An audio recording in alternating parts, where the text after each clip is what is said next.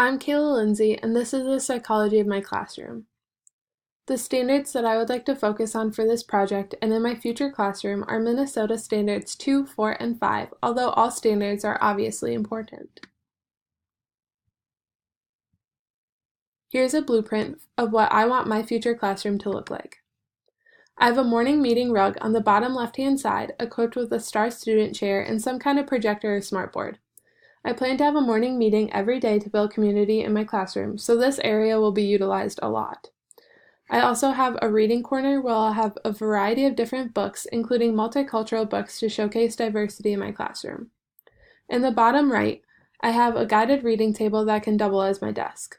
I also have a calming corner or Zen zone, group desks, and an area for projects, sensory tables, and life skills.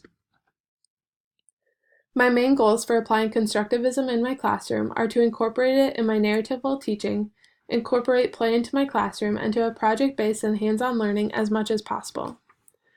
By using John Dewey's theories and concepts of disciplines and maps, I would form my narrative during my teaching to give general and basic information first, then move on to details only when my students are ready. I will incorporate Piaget's theories by providing playtime, sensory tables, hands-on projects, and other learning experiences to enhance the transfer of learning and my students' life skills. My goals for social constructivism, or the social cognitive theory seen by Lev Vygotsky, include cooperative learning by my students using their peers as human tools.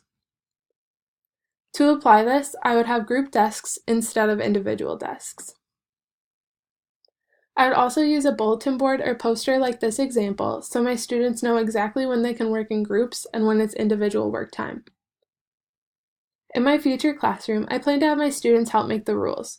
This will give them explicit expectations, which they will be more likely to follow since they help make them. By deciding classroom rules with my students, they know exactly what to expect when it comes to rewards and consequences in my classroom. For this, I would use positive and negative reinforcement by using punch cards or something similar. When I see positive behavior, the student will get their card stamped or punched. Eventually, their card will be filled and they can choose a prize or no homework for that day. Once a week, I will have a STAR student in my classroom. With this, the STAR student will have a special seat during morning meetings and will help me with different tasks. They will also be able to help me decorate a bulletin board or poster all about them. This will make the students excited and create community in my classroom by my students getting to know each other better using the social cultural theory. I will also have some kind of Hall of Fame or a bulletin board for fridge-worthy work where my students can display work that they're proud of.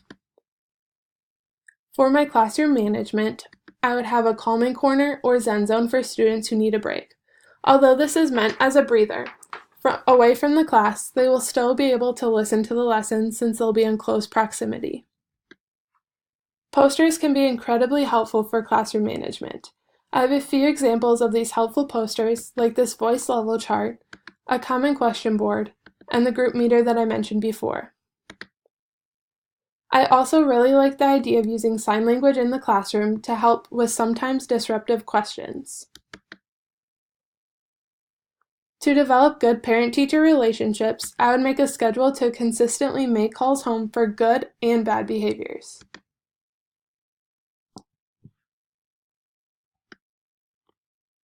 Along with this, once a day, my students will fill out their planners.